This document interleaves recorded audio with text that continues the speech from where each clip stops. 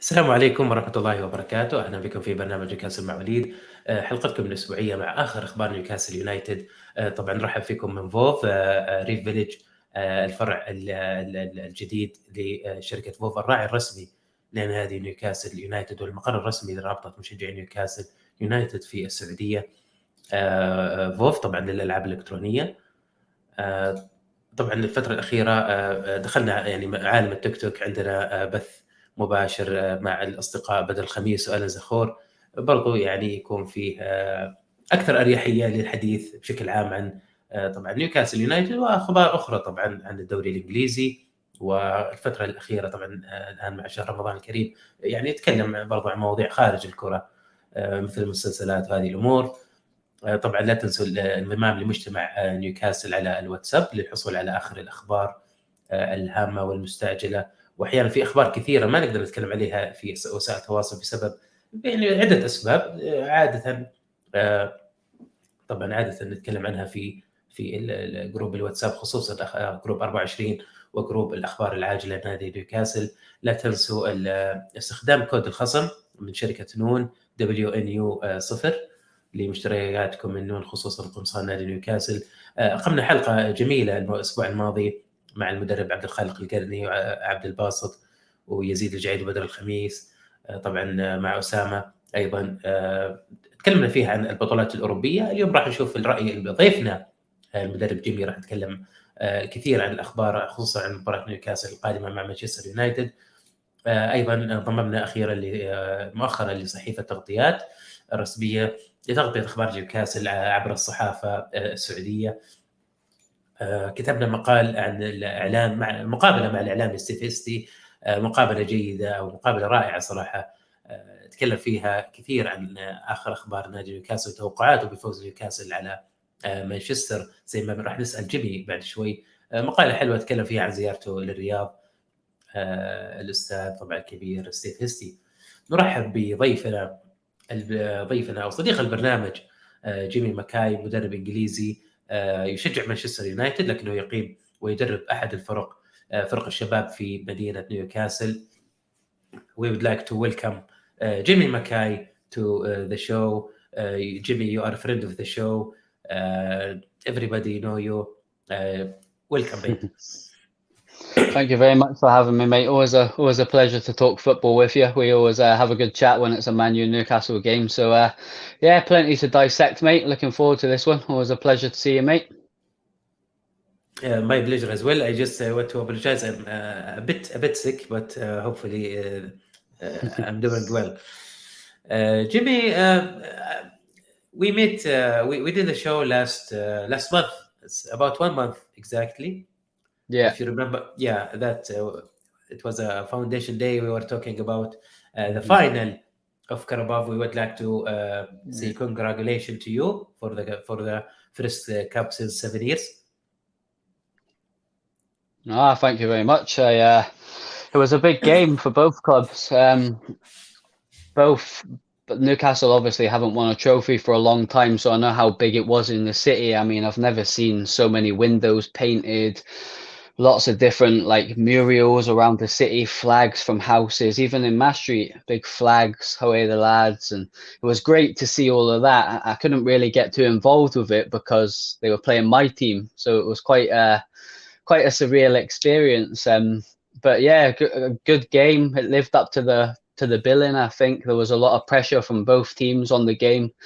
More so, I think, probably Man United. I think we needed the trophy probably a little bit more than Newcastle. I still think Newcastle were in that developmental stage. But I thought it was a great game. And yeah, luckily enough for me, my team come out on top. So yeah, I was delighted, of course, but fantastic game of football. I think it was a credit to English football, really. Two good teams went at it and it was won fairly. There wasn't any bad decisions, in my opinion. And I think the better team won as well. And that's not me as a Manchester United fan saying that. I think if I was a neutral and I was just watching the game as a football fan, I think we deserved to win on the day. Jimmy, I did interview in the newspaper with Steve Hesty. Would like to say hi to Mr. Steve Hesty. One of the question I asked him about what he expect and the effect of the final game on the coming Yeah. game, on Premier League. He expecting a back clash, and he expecting something similar back in 1996 when the 5-0 happened after losing the Shield Cup. Wow, I'd like to say hello to Mr. Hasty as well. I'm not too sure if he's watching. I haven't spoke to him for a long while, but gentlemen. So good evening to yourself, Steve, if you do watch this fella. I'm not too sure. I agree with Same question. What do you expect? I don't agree with Steve, to be honest with you, but I'm sure he'd appreciate that I'm gonna say that because I'm a Man U fan. But if you are listening, Steve, sorry about that, mate. But I don't think there's going to be a backlash. I wouldn't say that you're not capable of beating us. I think you are, but I think the pressure of the Carabao Cup was completely different to what this game's going to be. I think it's just a completely different experience. Man U are going to have to face adversity in the game going to St James's Park, which is a fortress at the moment. It's a very difficult place to come and get a result because the fan base are all on side. Everything's positive around the club. The fans are buying into that. And there's just an energy around the city in general that's been here since the Saudis took over, to be honest. It's a totally different game for us to manage. We're missing personnel player wise. No Casemiro, who's really important. I thought he was fantastic in the cup final. So yeah, it's going to be a different type of game. I think it's going to be probably more of a difficult game for Man U coming to St James's Park than it was playing us at Wembley. And I thought Newcastle, for the record, I thought they were fantastic at Wembley. I thought they played really well. They just couldn't finish. They seem to have come across a little bit of a superstar with Isaac. I'm a bit worried about him. I'll be honest with you. I've watched him a lot and I'm really impressed by him. I think he's got the potential to be a world-class striker. With the fan base behind him at the ground, going to be a really difficult game. I would take a draw now if you offered me it.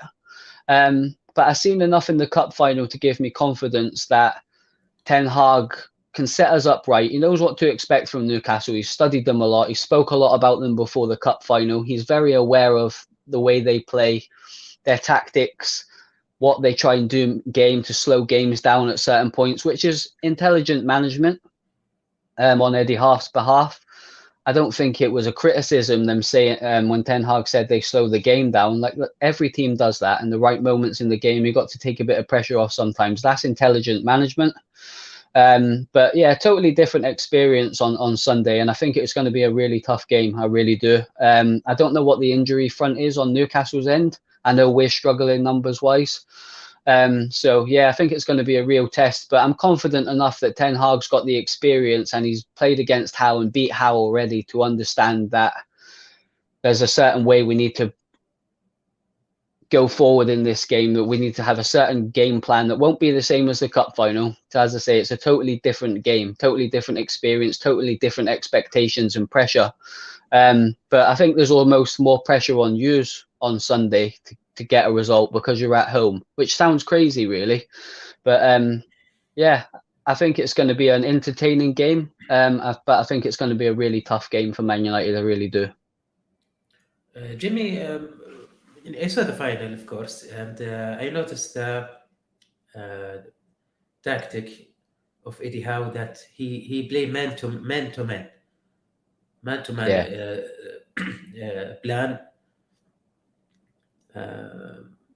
There is no special tactic to win over Manchester United at the final. I noticed the gap between the middle field. I found Bruno kind of pretending like he's injured so he can't catch a breath. I think Eddie Howe asking too much from the middle field. Yeah, I think I agree with you, and I think Longstaff was the lamb to the slaughter to a certain extent at the cup final. I felt sorry for him. He got put off at half-time. He didn't have his best half, but I don't think he was getting the support from Joelinton and Bruno. I personally thought, I mean, you might disagree, and Newcastle fans might listen to this and disagree with me, which is fine, but I thought Bruno was injured. I thought he should have come off. He just didn't look right. He didn't look like Bruno. You know, didn't impact game as he can. He's a fantastic player, world class midfielder. I just felt like he was just off it a little bit. I think if I can be honest with you, and you know, when I talk football, I like to be honest and I like to say what I think. People might agree, disagree. That's absolutely fine. I'm open to listen to everybody's opinion as well.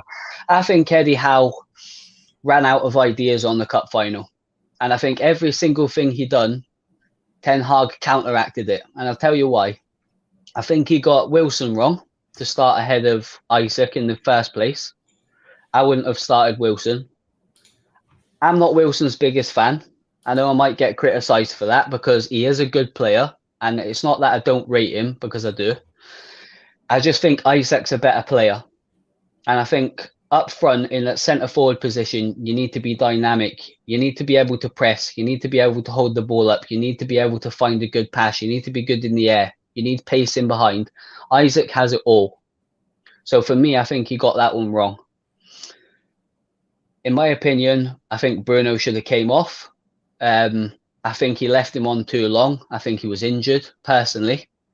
When you took Bruno off, I said to my dad, who was watching the game with me, they've accepted defeat. And my dad was like, I think you're right. And I was like, no, I'm definitely right. They've accepted defeat. They're taking their best player off in the biggest match in their recent history. They've accepted that they're not going to win this game. I think you had a lot of joy in the first half with Maxi, who I'm a big fan of. You know that as well. I think he's fantastic when he's on his game. I get he can be frustrating from a Newcastle fan point of view. I thought you were getting some really good joy there. And when I seen Dalot line up in the 11, I was a bit worried because I thought Maxi's going to get after him, and he did. And that was a very dangerous part of the pitch for Man United. As soon as Ten Hag realised what was happening, he brought Wan-Bissaka on. Wan-Bissaka is a very good defender, but doesn't offer the same attacking capabilities as Dalot. But defensively, that's what we needed in that game. So we reacted straight away to the problem and fixed it. And Wan-Bissaka had a fantastic game against Maxi. Completely took him out of the game. I think he got past him once, but some of the tackles, I mean, I've seen a highlight of his game a few days after the game, and he was fantastic when he came on. And I really think he stopped that problem. And then the lack of options and creativity in Newcastle's team, I just think the game just got away from them. And we had two clear-cut chances and scored the goal. I mean, we got a header that was questionably offside. Was it on? Was it off? In my opinion, it was onside. I think VAR's there for a reason. And whether people like it or not, it has to get the decisions right because it's an electronical system. There's no cheating it. So for me, it was a goal. And then obviously we got the second goal with Rashford. And then in my opinion, the game was over because we were too strong defensively for Newcastle to cope. And you've seen it. The Man United defenders were celebrating as if they'd scored a goal because they kept the ball from going out of play or stopped Newcastle's attacks. And in my opinion, we just wanted it more. We wanted to win more. We had the structure, we had the tactics, the game plan to stop Newcastle playing. We had to match Newcastle physically because Newcastle were a very physical side, particularly Joelinton. And I'm sure you'll remember I did say that on the last show. I was worried about their physicality. I thought they might bully us, but they didn't. And that's why I'm going into Sunday's game feeling quite confident that we can maybe nullify the crowd a little bit and be tight defensive and then try and play our game after the first 15, 20 minutes, because that's going to be the key point for Man U. They've got to stop the first onslaught, and it will come because it always does at St James's Park. No matter who's in charge in Newcastle, they always give us a tough game. So that's my breakdown of the cup final. I mean, we could go into it a lot more detail, but I think Eddie Howe ran out of ideas on the touchline, and I seen the camera go into him, and he looked like he wasn't too sure what to do next. He tried A, B, and C, and it had been counteracted by Ten Hag. But Ten Hag's a world-class manager, in my opinion. And he managed the game against Howe. It's not just 11 versus 11. It's manager versus manager on the touchline.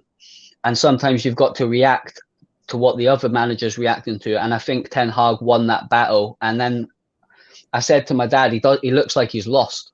It was like he'd come up against an elite manager and didn't know what to do on that cup final when we were 2-0 up, which is fine. We were very good defensively and we're 2-0 up. I'm not criticizing him saying he doesn't know what he's doing. Of course he does. A fantastic manager, Eddie Howe. But I just feel like Ten Hag got the better of him at Wembley. Casemiro, before we go to schedule the table schedule, we'd like to talk about Casemiro. I believe he's. I will ask you two questions, Jamie. I think he will let him play, right? Yeah, he's not playing though. And why he's taking too much absent? He's become much absent lately, I think, with Manchester. Well, he got a red card, didn't he? So he had 4-game ban because they appealed it and then tried to appeal the red card. So a game got added onto the game. So he's got 4 domestic games out. The first one of that is obviously Newcastle. So disappointing because I think he was fantastic in the cup final. I think that midfield 3 of Newcastle that they'll probably go with. I mean, you have to keep me right if Joelinton's not available. I know he did have a bit of an injury, but Joelinton, Bruno and Longstaff are very physical. They'll get stuck in, and we needed to match that at Wembley, and Casemiro did match it. He's a world-class player, you know, but take that out of the team, and you're lacking that physicality. Regarding his absence, as you mentioned a minute ago, that's the way he plays. He's a very aggressive midfielder. He's a ball-winning midfielder, and the style of play that he plays with, he will put his foot in. I think he's trying to adapt to the Premier League. You don't get away with things in the Premier League that you got away with in La Liga.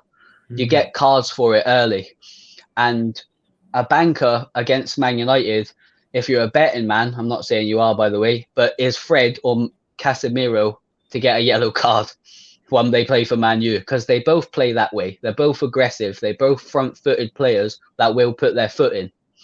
So that's the way he plays, and he's been criticised a little bit about it. Sorry, Jimmy, to interrupt, but you are right. But is there more pressure for Casemiro in Manchester rather than Real when he was in Real Madrid? Definitely, because the speed of the league dictates that. He said himself it was easy playing in La Liga, now he's played in the Premier League. It's a totally different physicality, the pace of the game, how fast it is. Tactically, it's much stronger. You've got to be on it from 90 minutes or you'll get beat in England. Whereas if you're Real Madrid and you go to, I don't know, let's just say Almeria and play them, it's a banker that Real Madrid are going to win. But if Man U go to Wolves, you don't know who's going to win because it's going to be a difficult game. And that's throughout the whole league. So you see constantly teams getting beat by teams they should beat in England. It's because the league's so competitive. It's so tactically set up. There's really good tactical managers in the league. It's a very fast-paced game. It's a strong game. There's big tackles going in. There's a lot of different dimensions to English football that Spain don't have. They're more technical players, slower game. So I think he's struggled to adjust, hence why I don't think he played a lot when he first came. But you're never going to take that rawness out of him. He's always going to have that in his game. He's always going to put his foot in. He's always going to clatter someone in a tackle. But that's why he's so good. And that's why we paid the money we did. And he's had such an impact. In my opinion, he's one of the best signings of the season. I think Nick Pope's up there, but I think Casemiro's up there as well. I think he's been absolutely fantastic. And we've been crying out for that player for a long time that will put their foot in and be a bit dirty. We haven't had that since Roy Keane left in that midfield. And we've got it now, but unfortunately, sometimes he is going to get booked and he'll probably get sent off again. But that's the way he plays, and we've got to understand that he can't change at 30 years old, you know? Yes, exactly. Exactly, Jimmy. Standing table, where do you think Newcastle and Manchester are going for places in the Premier League? Where do I think what, sorry? About 12 left games for both of Manchester and Newcastle. Where do you think they are going in the standing table? I'm quietly confident that Man U will make top 4. If Chelsea and Liverpool were a little bit closer, I know they're not too far away, but if they were a little bit closer points wise, I'd be a little bit concerned. But I'm not too worried at the moment. I think Newcastle, I said it from the start this season before a ball was kicked. I said I'm confident Newcastle will get into Europe. I don't think they'll get in the Champions League. I don't think they're ready for the Champions League either. I think there's a lot of work to do on the squad in the summer. I think European football, whether it's Conference League or Europa League, is a phenomenal achievement from where they came from last season to just staying in the division and then finishing quite high towards the end of the season with a fantastic turnaround after January. But I still think that Newcastle are probably ahead of where they're supposed to be schedule-wise. And I don't think that's disrespectful to say that. I think a lot of Newcastle fans would agree with that. They didn't accept at the start of the season that they're going to be 5th in the league with 26 games played. I think it's fantastic, and it just shows the quality of the players they've brought in, for one, and the manager. So credit where credit's due. That's what I said a minute ago. Just because he got beat in the cup final by a manager, it doesn't mean he hasn't done a fantastic job. I think he's massively overachieved. But he has really good players, and he has a philosophy that he's sticking to, which I really like as well. And he's making a lot of progress in the squad. But they've bought good players. Good players make good teams. But you've still got to have the brains behind it in the technical area that can put it all together. And that's where the credit for Eddie Howe needs to be really loud, which it is up here. Don't think he gets the credit where he should do from the rest of the country. But up here, everybody loves him. I really rate him as a manager. I think he's doing a fantastic job. But I still think they're a little bit ahead of schedule. And finishing in the Europa League will be an absolutely fantastic season. The first game I ever went to at Newcastle when I moved up here was against Benfica. And I went to that game for 2 reasons. I'd never been to St. James's Park, and I'd heard the atmosphere was amazing. And secondly, my best friend back home is a Benfica fan. So I've watched Benfica a lot since I was a child. So it was kind of ticking 2 boxes off. And I went with my little sister. I'd only lived in Newcastle a couple of weeks. And I went to the game with my little sister, Jasmine. And I've still got the picture of me and her in the ground, first time. And we went to that game, and it was great. Like, the atmosphere was unbelievable, like, for a European game. And I hope that them nights come back. They are going to come back. The Champions League nights are not too far away. But I just think, just keep making progress. Keep building on what the foundations that they're building each season. Everybody knows what direction Newcastle are going, but just don't rush it. Enjoy it. Go with the process of becoming a better club than the state you are now. And I think that's what's happening. And the big key thing for me here is their owners are doing things correctly. I don't know as much information about the owners as you do, because you're from the country where the people own the club. So I'm sure educational wise, you could teach me a lot about that. I don't know much about Amanda Staveley, but what I do know is what they're doing at the club and what I can see, and the way they're approaching this rebuild, so to speak, is fantastic. They're buying good, hungry players. They're buying the right players for the positions. They're going out and investing their money in the right areas, and they'll do exactly the same in the summer. I've already called it with the lads in the office. We talk about football all day at work, and I says Newcastle are going to go big this year. Newcastle are going to go out and sign 3 or 4 quality players and add to a really quality group. And I think the likes of Fraser, can't think off of the top of my head, but them types of players are going to leave. And they're going to bring in better players than the ones that are leaving. And the squad's going to get better. But the squad's going to grow with another year of experience with it as well, which is going to be a problem for other clubs, because Newcastle are a very good team now. So what they're going to be like when they're a settled squad with 3 or 4 better players, they're going to be a problem. Fan here asking me to translate live. طبعا الترجمة صعبة أخوي أيدي، خصوصا إنه البرنامج مباشر، لكن احنا دائما نعمل يكون مثلا الحلقه اللي بعدها او المقاطع في اليوتيوب او في التويتر يصير فيها ترجمه لاهم ما قال، وخصوصا او الان ممكن بعض المقاطع بعض الامور الجديده اللي ناخذها احنا مع المدرب جيمي راح نترجمها. This is a brilliant Jimmy. So who you think the top 6 will be? I think it's a hard one, really hard one. I think Liverpool might get up there, you know. I really do. I think the top four. Yeah, I don't know why. I just think they're going to go on a run, mate. I just do. I've just got a feeling. But I'll tell you who I think is going to finish in the top 6. All right. I think, and I'll give you the order, right? I think it's going to be Manchester City 1, Arsenal 2, Man United 3, Liverpool 4,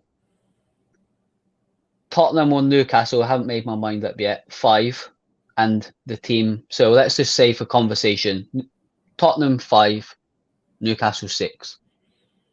That's how I think it will finish. Okay. Which will be a fantastic season for Newcastle.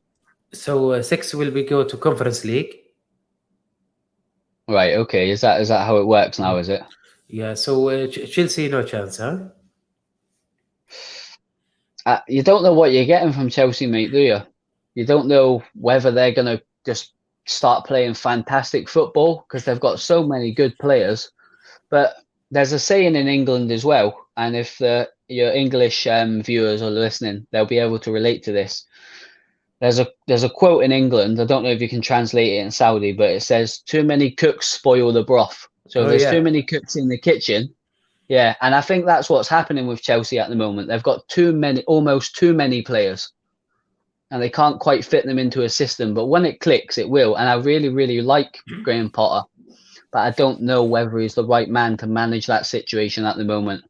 And just on the top of the table, just a quick mention. I know we're not discussing them, but what a fantastic season Brighton are having, by the way.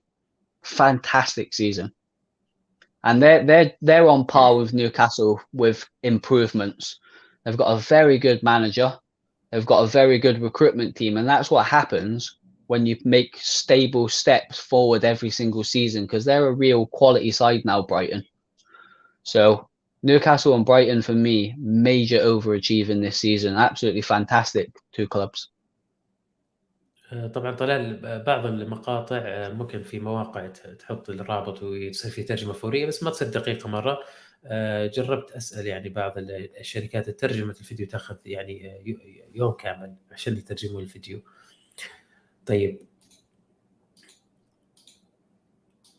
Okay, Jimmy. So quickly we'll pass on something maybe you will not be happy to talk about. Quickly, yeah. So what happened there after the final? For me, I believe it's just the team exhausted, nothing else. That's interesting that you say that. That was a day I would rather forget this season. But the one thing I will say about that, right? And I'll tell you a little backstory on this. I was going to Italy on the Monday. Okay, so I went down to Manchester on the day of the game, and I watched the game in Manchester, which I was really excited about because I thought I'm going to be in Manchester. There's going to be loads of my fans. I can go into the city and watch the match, and it just was an absolute disaster. So, so luckily for me, I was going to Italy for a week on holiday with Adele, who, if anybody's seen me on this show before, I know you know this, Awaleed, but my girlfriend, she supports Liverpool. So you can imagine how that was. I was watching the game with my girlfriend who supports Liverpool, and she was just trying not to laugh every time they kept scoring. And there's me sitting in there thinking, I'm not going to react to it. I'm not going to react to her. And then a goal after goal after goal after goal. And I just, in the end, I just started laughing, and I was like, what an absolute joke this is. It was just one of them games. But do you know what? Here's my theory on football, right? And this is Jamie being a bit of a philosopher of football a little minute. Right. You'll always go on a good run. Yeah. And we've had a fantastic run this season. Everybody's starting to take us seriously again as a top quality side again. We're going in the right direction for the first time in years. We've finally won a trophy after a 6 years drought. So everything's going smoothly. But what always happens when you're on a nice smooth road?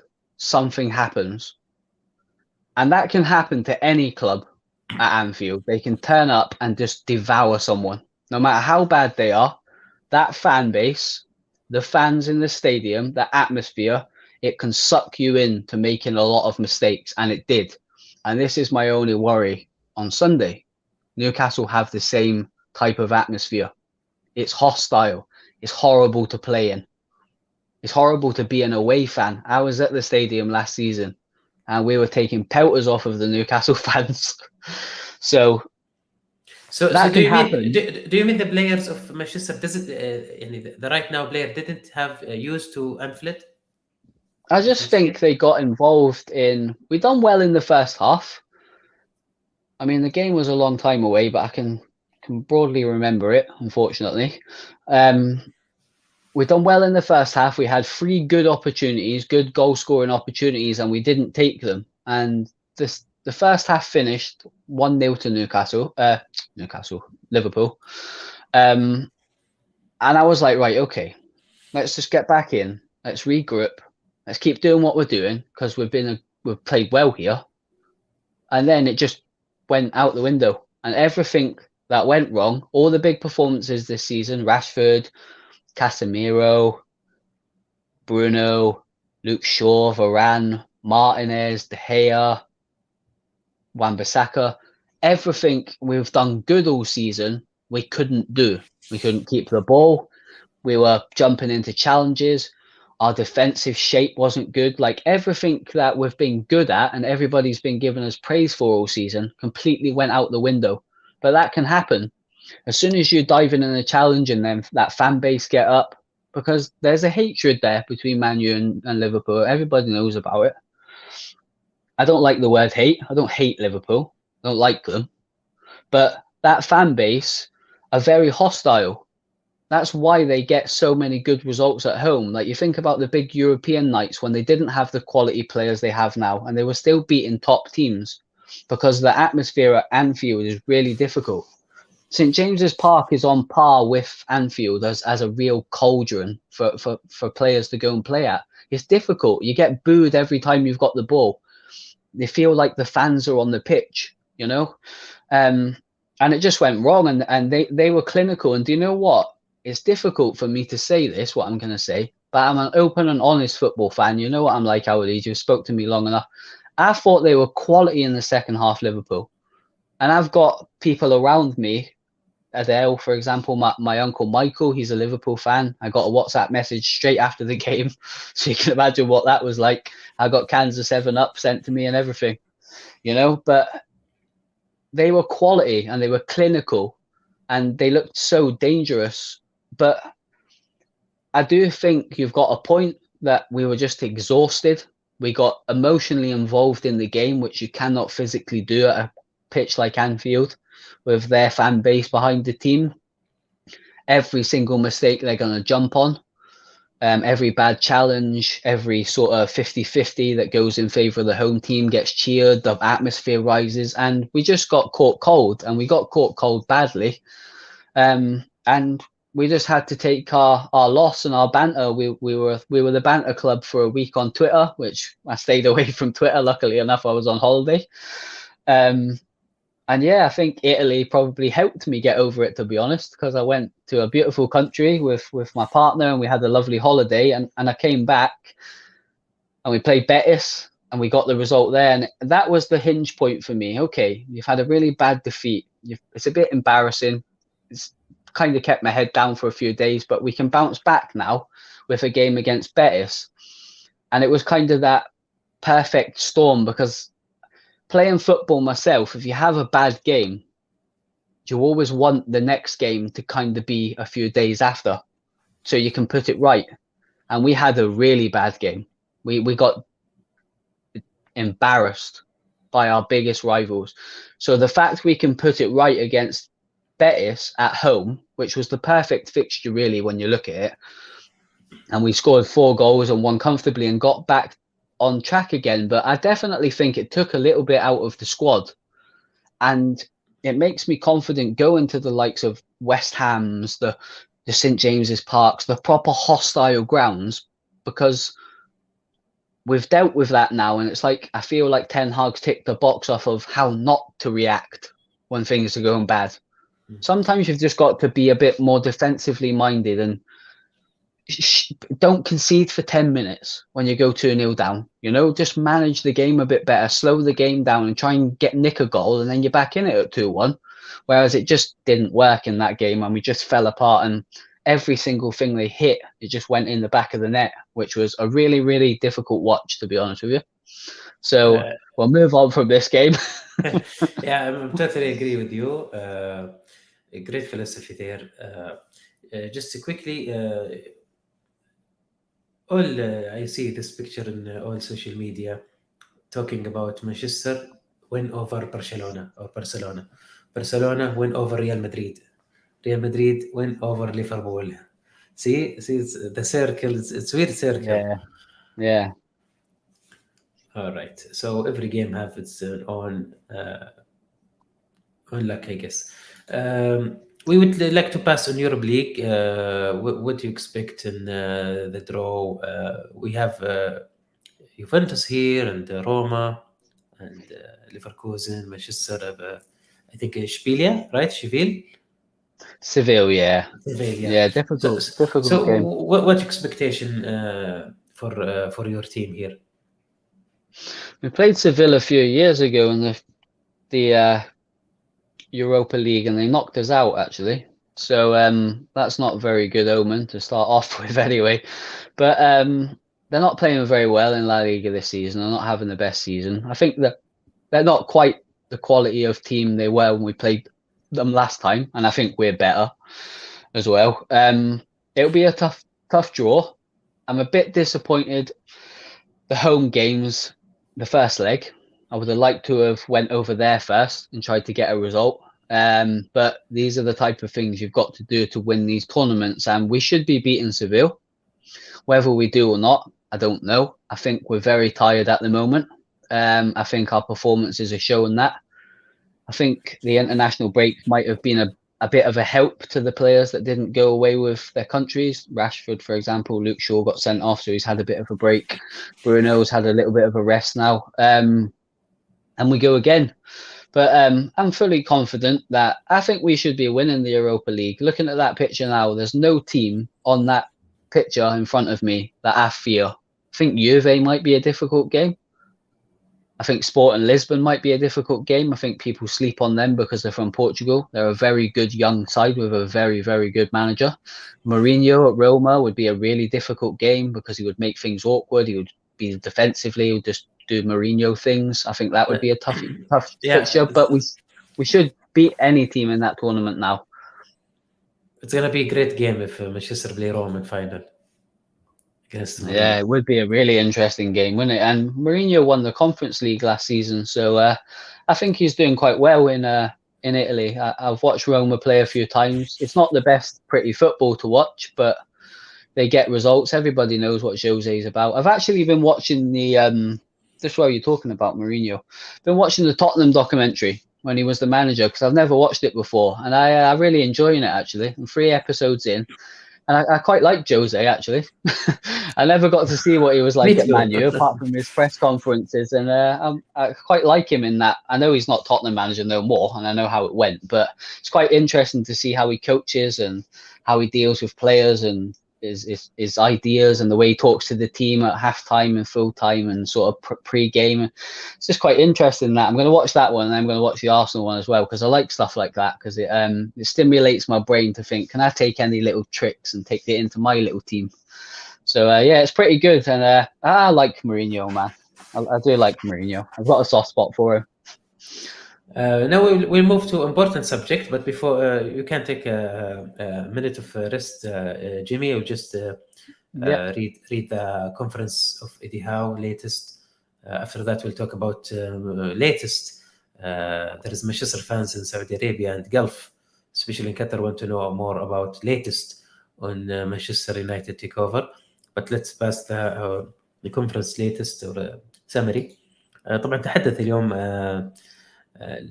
إيدي هاو المؤتمر الصحفي لمباراة مانشستر يونايتد، تكلم عن بوتمان، إنه بوتمان يعني تعرض لتسمم غذائي. سمعنا سالفة وجبة الكاري اللي أكلوها. يعني أنا مستغرب عادة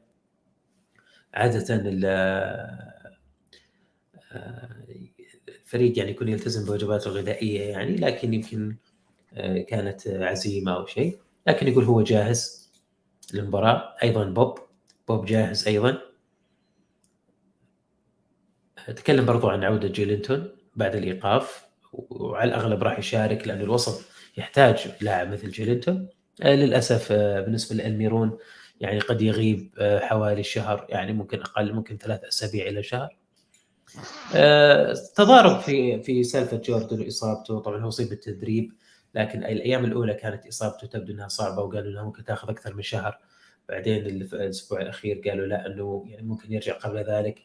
وإنه اليوم طبعا إذا الصحفي اللي ريدر من الكرونيكل قال إنه راح يبدأ التدريبات اليوم، يعني على الأغلب ما راح يلعب مع مباراة مانشستر. أعتقد إنه راح يرتاح. يعني ممكن العودة مباراة ممكن يدخل كبديل في المباراة اللي بعد مباراة مانشستر. هذه يعني كانت الملخص للمؤتمر الصحفي لإيدي هاو. نروح الحين نتكلم عن صفقة شراء مانشستر يونايتد. تهم كثير من مشجعي مانشستر في العالم العربي. جيمي طبعا من قلب الحدث راح يحكي لنا آخر أخبار التيك أوفر حق مانشستر. جيمي, we'd like to translate this part. So what is the latest? For me, I'm not following this subject very much, but I read scrolling sometimes the news. As I understand, there's maybe as you expect last time, the Glazers want more money. Yeah, I think this is what it's all about, mate, to be honest with you. Money, which shouldn't surprise a lot of fans really, that they want money, because that's all they're after with our club. But my understanding of it, and I'm just a normal fan, you know, I'm lucky enough to be able to come on shows like yourself and discuss football, but the ins and outs of the game and the business side, I don't have a clue. I just see what everybody else sees on Twitter. So I'll give my breakdown of where I think we're at with it. The reported fee they want is £6 billion. My understanding from journalists that are credible around Manchester United, that I actually rate as journalists, are reporting that Sir Jim Radcliffe's bid has gone in, Qatar's bid has gone in, and they're around the £5 billion mark, maybe a bit more, but ballpark figure of 5 billion. So they're a little bit off, but they were advised they need to put their bids in to then get to the next stage if the bids were deemed successful, and they can go to the final bid, which just absolute nonsense to me. You put a price, bid after bid after bid. It's just trying to generate more money, and there's so much stories around the club, and I think it's spin from the PR team behind the Glazers to try and generate interest, to try and make the not the Saudis, the Qataris or Sir Jim Radcliffe and his Ineos business to panic and overpay, because they're saying there's 7 bidders. I don't believe that. I believe there's maybe 3. I'll tell you who they are: Sir Jim, Qatar, and the Elliott Group. Cool. And I think the Elliott Group, what the Elliott Group are an investment company from America that are going to finance the Glazers to buy a percentage of the club, which will allow the Glazers to stay in charge, but they will fund the regeneration of the training facilities, the stadium. I think it's a load of nonsense, and I think, to be honest, there will be a riot if they get in charge. A riot, I think. I hope that doesn't happen, because I don't think that's going to be very nice if it does happen. because they're offering to fund the Glazers to give them money so they can stay in charge.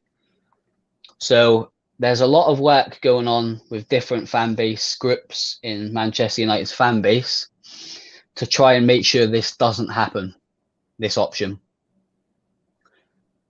So Jim and Qatar have both put through their packages of what they can offer the club. So Jim Radcliffe wants to buy a percentage of the club, which will still allow the Glazers to own a percentage, but he will have the majority, and he is not willing to pay off the debt of the club, which currently stands at around 900 odd million, I think. I think the balances got released the other day. I think Man U were like 930 something million pound in debt. Don't quote me with the figure. It might be a little bit different. So Jim, he wants more than 50% of the club, and the Glazer agreed. Yeah, well, this is what his argument is. He wants more than 50%, which will be a majority, but he's not willing to pay the debt off of the club. I see. So the Man United fans want the Qataris, because they're very wealthy. The Qatari, the gentleman involved with bidding, is a Man United fan. He's set up a foundation that's called the 92 Foundation, of the class of 92. And he actively has a plan of action, just like the Saudis did at Newcastle when they put their pitch together, of what they were going to do. And he's willing to wipe off the debt, which the Glazers have never paid a penny to since they've owned the club. Never, not a penny. Their debt has actually rose now. It was at 800 something. It's now at 900 odd. So it's increased. So Man U's whole objective for the fan base is to get rid of the debt.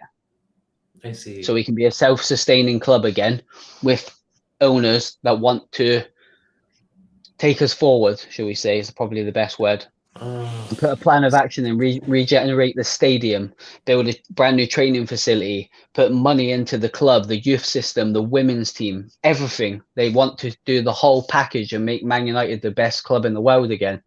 Will it happen? I don't know. There's loads of fantastic clubs, but when you've got an owner, as well with your club, that really believes in what they're doing and tries to make the right progress on and off the pitch, commercially, financially, building a team on the field as well for the manager, allowing Ten Hag to get the players that he wants, not penny pinching loan signings all the time, like Weghorst, who I actually really like, but he's not going to score you 20 goals, is he? So Ten Hag's kind of had one hand tied behind his back, although he had a lot of money in the summer. I'm not saying they haven't spent money, the Glazers. None of it's their own money, I might add. But we just want something new. They've had enough now. They don't have any ambition for the club. They don't have any long-term plan. They don't talk to the fan base. They come out after the Super League and says, we're going to do things differently. We're going to communicate with fans. We're going to be at more games. We're going to be more open to questions from fans. We will openly have dialogue with fans. It's never happened. Never happened. They turned up at a cup final. They haven't been to a game for the best part of 3 years. And all of a sudden they're at Wembley smiling. So it's just like a bit of a kick in the teeth. When it suits them and we get a trophy and they look all great, they're there. But when we're playing Burnley last year at Old Trafford, they don't want to know. So it's like, enough's enough now. You've had enough. You've took £1 billion out of the club. You've got a really nice life for your family. You've all got lovely houses and whatever else. You'll probably never have to work another day in your life. You've got another club. I think they're invested in a cricket club now as well. Take your $6 billion and go. That's our stance. We've had enough. We don't want yous here. We don't like yous. But our hand on heart, and this might not be what people... I don't think they'll sell. I don't. I think it's all a big game. The 6 million is the price, or this is what Qatar offering? The £6 billion is the price reportedly that the Glazers want. For the wholesale, completely. For the wholesale. Yeah, the Qataris don't want a partial sale. They want 100% ownership of the club. And there's two family members Joel and Avram Glazer, they're the problems because the families took a lot of criticism from our fans, yeah? So the other 4 siblings want out. They want to get the money and go and live happily ever after and not have to deal with a Man United fan anymore. The 2 Glazer, the Joel and Avram, they want full control. And it's like an obsession that we own the biggest club in the world. Yeah, you do, but you don't care about it. So you can own it as much as you want and tell people. It's like you saying you own a house, but yet your roof's falling down and you don't have any hot water and everything. It's great owning something, but you've got to look after it and nurture it. And especially with a football club that has such a massive impact on people's lives, like it's everything to our fan base, just like it is to every other football fan out there. And when it's not being treated right, it hurts. And do you know what I mean? It generally does hurt. And it's difficult to watch your football club being like, it's difficult to see Old Trafford with holes in it. Like that's our church. It's like St. James's Park to Newcastle fans. That ground is everything. And it's got holes in it. So it's very difficult. It's hard to speak about this, to be fair, because it makes me angry, because I just think you've had your fun. You've had lots of money. Just take the money and go now. Give us a fresh start. It's like Newcastle under Ashley. Like yes. It's stagnant. It's dead. Do you know what I mean? There's nothing there no more. There's no bond between the owners and the players. It's gone. The relationship's dead. So we need something new now. And you're a prime example as a club of when you've got the right people in charge that want to do the right for the football club and the fan base. Look at the atmosphere now in this city. You know what I mean? We want a little piece of that. And I'm not saying we're not a good football club, because we are. And we've got a fantastic manager. In my opinion, we're the best club in the world. But they're my team. Do you know what I mean? So it's just, there's loads of different pieces to this takeover, our lead. And some of it just don't make sense. It's like you're asking for money. The price has been offered. And all of a sudden now you want more money. It's like every single time there's a bit of progress, they want more money, and it's like more money, and it's just greedy, you know. So I personally don't think they'll sell. I don't think they'll sell the club. Jimmy, it seemed like I understand that the priority for the Glazers is to still have a percentage of the club, but they want the debt to be paid. Yeah, well, they want the debt to be paid as well as control. And plus more than 50, they will happy with less than 50, and the debt will be paid. Yeah, I don't know with regards to what the real sort of sense is. My understanding is they've got 3 offers on the table. One of them's for 60%. One of them's for a partial payment off of the Elliott Group, who's an American investment firm, which is pretty worrying considering so they've been offered a couple of £1 billion, I think, off of them to renovate the stadium. And it's a difficult one because the team's doing really well. طبعا قبل ما نبدا البث انا جيمي قال لي انه عنده مشكله في البطاريه، يعني كان باقي فيها يمكن 50%، كان تو راجع من البيت، فاخاف انه انتهى البث او انتهى البطاريه عنده يعني. لكن كويس اخذنا، يقول ان شاء الله يشحن يمكن، او يمكن يجينا على الشات. خلينا كذا اتوقع، خلينا نشوف.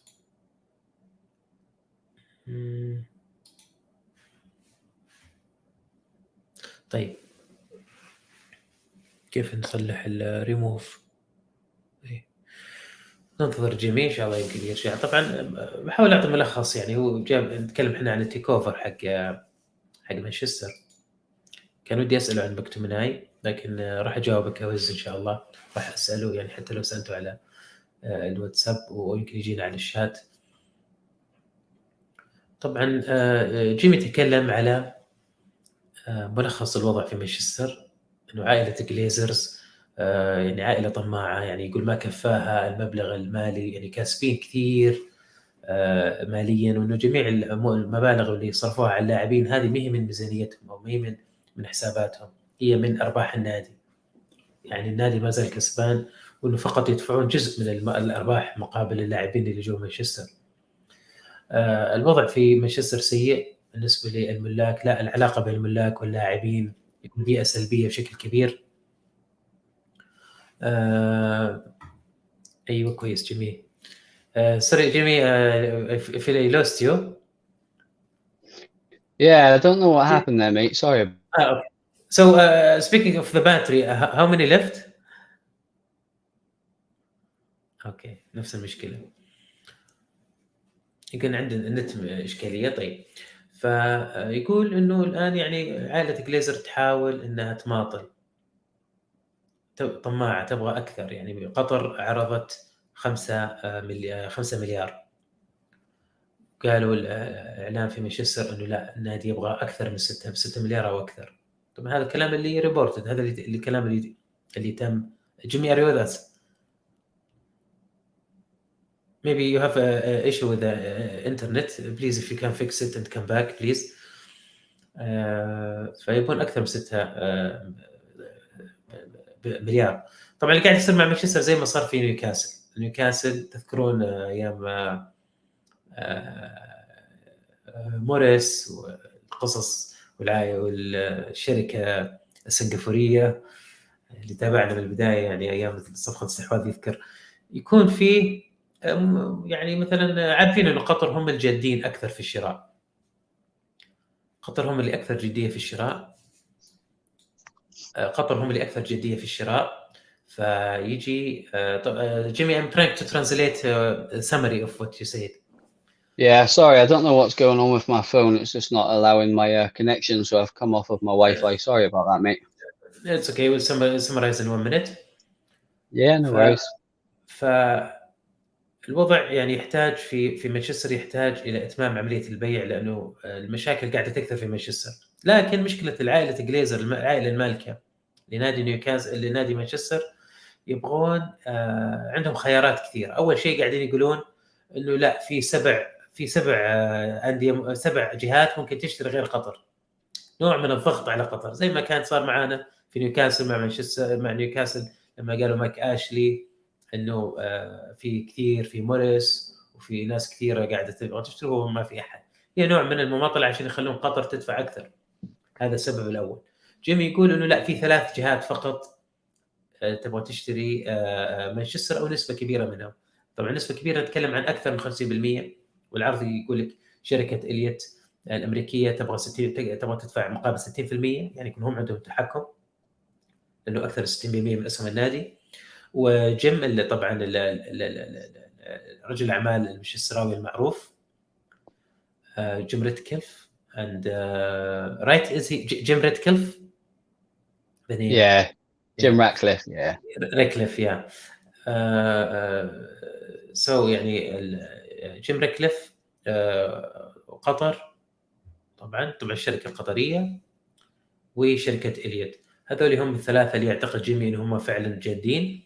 المشكله الاساسيه اللي راح تختم فيها الموضوع هذا انه عائله جليزرز يبدو انه رغبتها او الخلاف بينها وبين جيم ريكلف، الخلاف انهم يبغون يبيعون نسبه من النادي مقابل انت يا جيم تروح تسدد الديون اللي على مانشستر، لانه مانشستر يبغى يصلح الملعب، عنده امور كثيره، بس الديون اللي على مانشستر هي الاشكاليه. ففي طمع. تكلم عن افرام احد الاعضاء او احد الملاك الصاعبين في مانشستر، يعني شعوره انه يملك نادي مانشستر ما يبغى يتخلص منه، يعني انه ما همني النادي، اهم شيء اني انا املك النادي اللي يعتبره جيمي انه افضل نادي طبعا في العالم والنادي الاول، مشجعين يعني كثير. لكن هي الاشكاليه انه عائله جليزر تبغى تملك، يعني تبغى لسه فيها متمسكه في النادي وتشوف افضل لها، يعني تفضل انه تبيع جزء من النادي، اسهم النادي بالاضافه الى سداد الديون، افضل من انها تبيع النادي بشكل كامل. هذا ملخص اللي قاله جيمي. Anything Jimmy to add before wrapping off that subject? No, just watch this space really. There's different reports coming out from different journalists every single day. What's this guy called that was running with the Newcastle story hourly? Do you know him? Jacobs something, journalist. Yeah, Jacob, Ben Jacob. Yeah, he seems quite hot on it. He puts some information out sometimes that seems to be quite credible. So yeah, it's just a case of watching it. If you look at some stories, it's really positive news, and then you look at others and you think they're not going to sell. And I generally, I hope I'm wrong, but I just feel like it's getting a bit of a big game now for them, and it's like a bit of a power trip. I generally think if they get the money that they're owed, that they want, sorry, they're owed, they're not owed anything. But if they get the money they want, who knows what will happen? But at the moment, I would probably say I don't think they're going to sell, to be honest, which is pretty gutting. But that's just me being honest. From everything I've seen, In general, the reports, the or stories, Qatar, in general or Qatar, you mean, or in general? That's in general. in general, I just don't think they're going to sell. I will eat. But I don't know nothing. I will make that clear as well, and you can translate that to the Saudi listeners if you want. I don't know nothing really. Nobody knows nothing, but you're just going off of reports from credible journalists and different stories. But it matters who you follow, really. I only follow certain journalists because they speak the truth. Ben Jacob, he's good because he have relation with BN Sport before and Qataris, but I think he will be credible because it's Qatar, related to Qatar. But his problem before that, because his relation with Qatar, he think that he knows everything about the Gulf, especially Saudi Arabia, which is very wrong, and I prove him wrong many times on Twitter. Yeah. I don't know. We'll just have to wait and see. But the casual fan like me just has to follow the stories and just hope with the fingers crossed that one day we're going to have new owners. But I don't know. It's just I haven't really said a lot on it, to be honest. I've only spoke to you on a podcast about it. I don't really tweet too much about it because I'm just not that confident that they're going to sell, because I think it's a big game for them. And I think it's like, right, just to summarize this is where I think I'm at with it, right? And you can translate this if you want. This could be important. I think the Glazers think, right, what can we ask for that's unaffordable? Right, 6.5 to 7 billion pounds. Right, okay, we want 7 billion pounds. So they tell the Rain Group, who's trying to work with the deal to break the deal between the new owners and the Glazers. The Rain Group are in the middle, working on behalf to try and get the deal for the Glazers. I think they've told the Rain Group what they want, and it's unachievable because there's only a certain price buyers are going to pay. And I think they're putting it just out of reach so they can say to the fan base, when it all breaks down and it's all negativity, well, we did want to sell you, but we wanted this and nobody wanted to buy you, so we're staying now. And I think it's an easy way to get out of it. I think it's all publicity, to be honest with you. If people are talking about Man U in the news, it's good for the stock market price, isn't it? So that I think it's one big game, to be honest, but we'll have to wait and see. I could be totally wrong on this. طبعا جيمي اعتقد انه الموضوع هو لعبه كبيره من الجليزرز، بانهم يعني الضغوط اللي عليهم الجماهير انه ما نبغاكم تبيعون النادي، فيصير في نوع من انه اوكي حاولنا وطلبنا. طبعا هم يطلبون مبلغ اعلى 6 إلى 7 مليار، يطلبون مبلغ يعني غير قابل للدفع واكثر من قيمه السوق، يصيرون منها كسبوا انه الجماهير الوضع حاولنا بس ما حد شرانا. ثانيا يصير يعني يرفعون قيمه النادي في الاسواق العالميه في الاسهم يعني. فهذا راي جيمي يعني بناء على يعني المعطيات الاخيره. Thank you Jimmy for this clarification, this information. No problem. No problem. يعني fan of Manchester, I think I'm sure they are at least happy to understand what's going on here in Saudi and Gulf area. We would go to we have a couple of questions for you here, but first I would like to talk to you about since you are in you know about Manchester, the city, not Manchester City, the city. We want to know about this statement of Guardiola when he talked about Julia Roberts thing, and she wanted to visit Manchester United even if I win the Premier League. What's he really saying? What's the cook here? Is he doing Mourinho thing, trying to put the pressure elsewhere? Or? No, I don't think he is, to be honest. I think he's being honest. Man City are never going to have the glamour of Man United. It doesn't matter how many trophies they win in the near future. They're just not Man United, are they? And But that's why he say that? Why he say speaking I with this? think it's true, mate. I honestly think it's true. I think the credibility he gets from winning trophies at Manchester City just would be on a different scale if he was doing at Man United what he's doing at Man City. I think it's absolutely spot on. It's a glamour club, isn't it? Man United. They're one of the biggest clubs in the world. So it's Manchester City Jimmy, and but not. I don't think he just want to talk about Manchester United. No, I think he's minimizing the pressure, because if he win the Champions League, he would be a hero. Yeah, I think he would be a hero to their fans back in Stockport, but whether he's a hero globally, I don't know, to be honest with you. But it's I don't think he's wrong what he's saying. I don't even think it's disrespectful to Man City. Like, Man City are a good football club. They're a good football team. Man United are a mega football club, a huge worldwide brand. Man City are not. They have great owners. They have a great infrastructure. They have a great footballing team. Their training facilities, the pitch is fantastic. The Man City thing that they call it, the big, massive training facilities and all that. It's all amazing. It looks great, but money doesn't buy you history. And unfortunately, Man United have got a great history, and hopefully they'll have a great future as well. And Man City just ain't Man United. I don't think what he's saying is disrespectful to City, to be honest. I actually don't. I think he's being honest and saying, actually, if I was having this success that I was having at Manchester United, I would be a god, because our fan base is just bigger than theirs.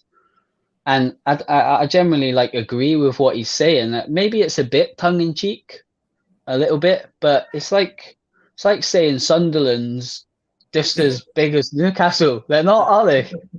They're not. Do you know what I mean? They're just not. They might be from the same part of the country, and they might do well in the derbies for the past 6 years, but we never hear the end of it, do we? But congratulations, you won a couple of derbies. You're not as big a club as us, are you? The fan base is not like ours, is it?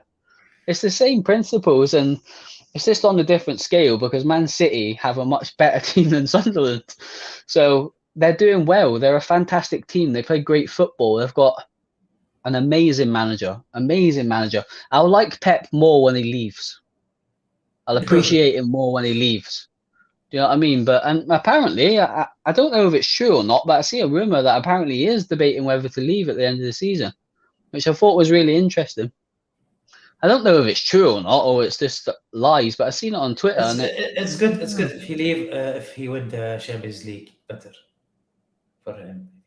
Yeah, I think he's a world-class manager anyway. I think he will only be appreciated when he retires, I think, and probably more so from me, to be honest. But he went to Bayern, he didn't get the champions, and he went to so I think he needs the champions. Yeah, that's funny comments, but it is what it is, isn't it? A couple of questions, Jimmy, to wrap up. Wes here asking, Walid asked Jamie about McTominay. Is he coming for Newcastle? I knew that question was going to come. McTominay plays well for a couple of games, and now everybody wants to sign him. I don't think he's going to come to Newcastle, no, because there's a lot of people behind the scenes at Man United that really rate him, including Sir Alex Ferguson. So I'd be really surprised if he leaves. Do I think it would be a good move for him to come up here? Yes, I do. I think he'd be great up here. But we'll have to wait and see. Money talks, doesn't it? If you offer a really good fee for him, is he going to be a starter at Man U week in, week out? Probably not. Is he going to play for Newcastle week in, week out? Probably. Can I quote that later? Yeah, you can quote whatever you want with me, mate. I've got nothing to hide. I just talk nonsense, mate. So I just tell you what I think. That's the only way. Since I've been on the podcast on day one, I've always been the same.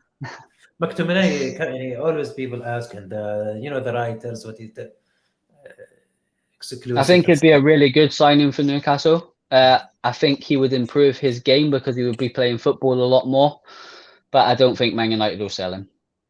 I don't know if that answers the question for you, Wiz. If it doesn't, I'm sorry, mate. But he's done fantastic in the international break, and I generally think he'll probably start at the weekend. So you can have a good look at him on Sunday, Wiz. طبعا وز يقول جيمي انه يعني كان متوقع هذا السؤال، خصوصا انه مبدع هاليومين هذه مكتومناي في المباراتين الاخيره، لكن لا يعتقد انه راح يرحل لسبب واحد.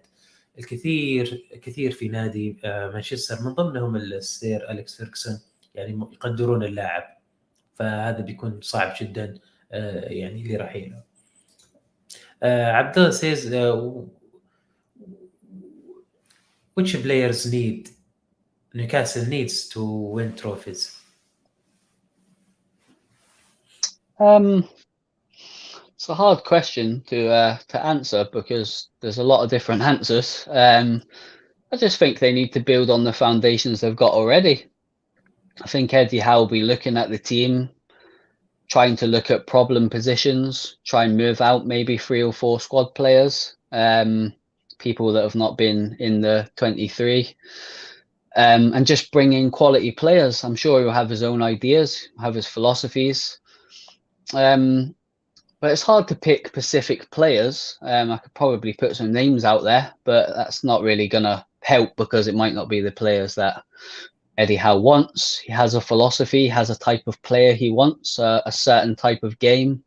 The player needs to be good on the ball, agile, can play in multiple positions sometimes.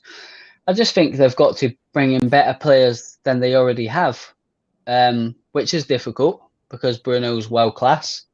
Trippier's world class, Isaac's potentially world class, but they've got the base of a really good team. Can probably pick Trippier, Shaw, Botman. Not sold on Dan Burn. Newcastle fans might disagree with me. I don't think he's that good actually. So they need a better left back going forward. Maybe would he be a good squad player? In my opinion, yes.